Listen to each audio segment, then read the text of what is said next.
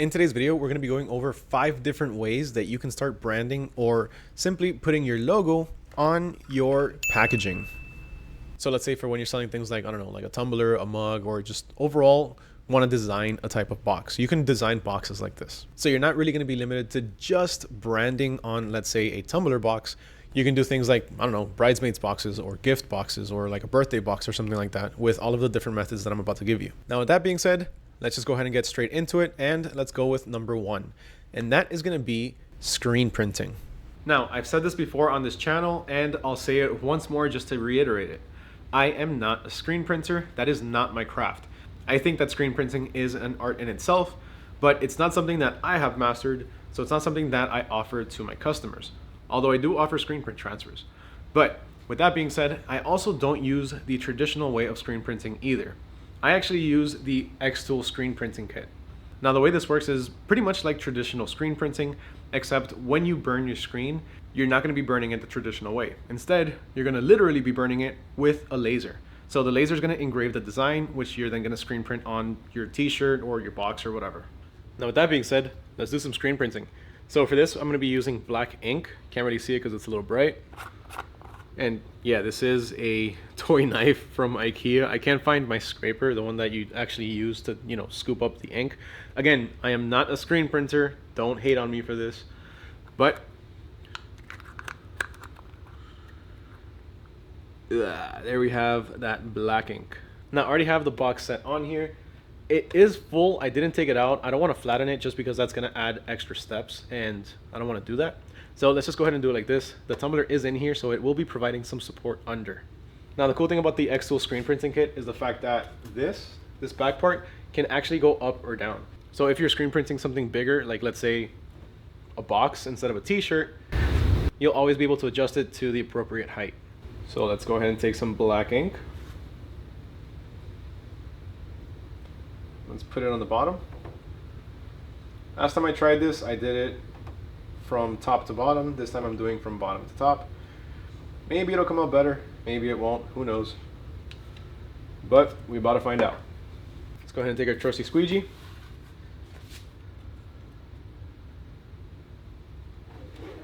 Flood the screen.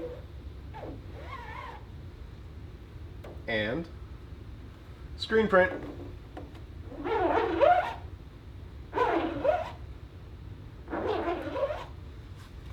Now, moment of truth. By the way, this is magnetic, so just pop it on like that, no mess. Ooh, that looks actually pretty cool. Got a little bit of smudging, but that's okay. Check that out right there. All right, so this is the final print for the screen print test, and overall, it looks really good. The only thing is, it's got a little bit of smudging on the ears and on the O and right on the K. That's probably because I'm not a screen printer and my technique isn't all there. But overall, it looks pretty cool. This is definitely something that is very feasible. It's something that you can do large quantities of very easily and very quickly. Now, I might have gotten a better print if I had actually taken out the tumbler and flattened it out. But again, overall, I like it. I think it looks pretty cool. I think it looks pretty good. One of the good things about screen printing is the fact that you can do very, very fine details. So because of the fact that you can do fine details, you pretty much have an endless amount of possibilities in terms of the type of design that you want to put on there. If you do want to check out the XTool screen printing kit, the link to it will be in my bio. Quick disclaimer, that is an affiliate link, so if you click on it and make a purchase, I will get a small commission. All right, next up at number 2, we have vinyl. Now, I've never been a huge fan of vinyl just because I personally do not like the weeding. If I don't cut it right, if there's maybe just like a little part that didn't cut correctly and I'm weeding it, it can pull off that little piece and there goes pretty much, my entire cut. Now, one limitation about vinyl is going to be the fact that if you have too many details, for one, it might take you a long time to weed, and two, finer details depending on, the details itself, the design, how big you're doing it, and what type of vinyl you're using. Fine details might not be the best way to go about it, but overall, this is how it came out. As you can see, I didn't weed the inside of the cat just because I started to, and everything else was kind of pulling off with it.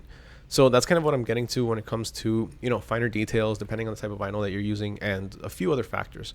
But if you have basic text, and honestly, even if you have a logo like this one that does have a bit of detail to it, you can still get it done with vinyl. Adhesive vinyl will work for the majority of the jobs that you're going to be doing with it, or the majority of the designs. Of course, granted, as long as there's not like super fine details, but adhesive vinyl is a very good way to be able to brand your products and have them stand out with multiple colors. All right, number 3, my personal favorite, laser engraving.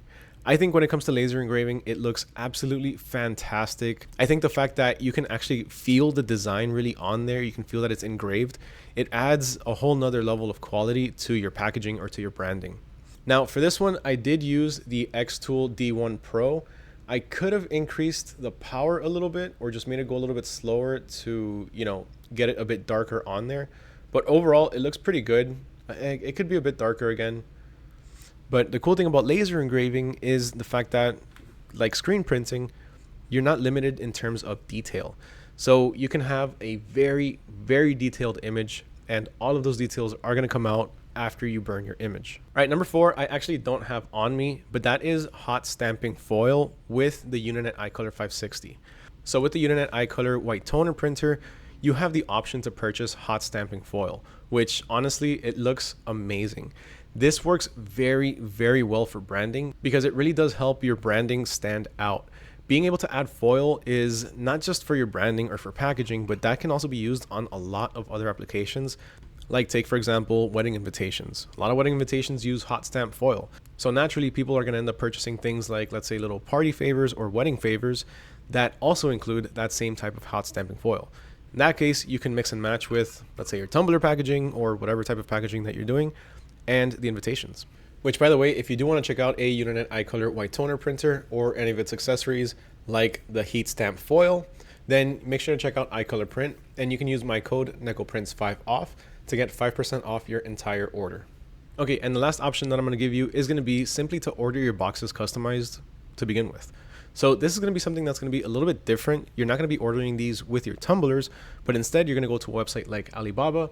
You're going to simply search up bulk custom boxes, and you're going to order your boxes to the sizing that you want. I suggest going with the sizing that you already know. So if you're doing for tumblers, just go with what you have here, measure this out, and send the measurements to the suppliers or the manufacturers, and see which one of these works for you best. So looking at a few of them, you can see that some of them go as low as 15 cents. Now, this in itself can really add a whole new level of branding and packaging to your brand because you're going to be able to customize the entire thing, whether it be the outside, the inside, and even the material. But with that being said, you also have to keep in mind that you're not going to be able to order just 1 or 2 or even 10 or 20. Sometimes you're going to have a minimum of about 50 of them or even 100. And even then, it's going to be on the higher end of the pricing. So instead of 15 cents, you might end up paying 38 cents or even 50 cents, but it's still not that bad.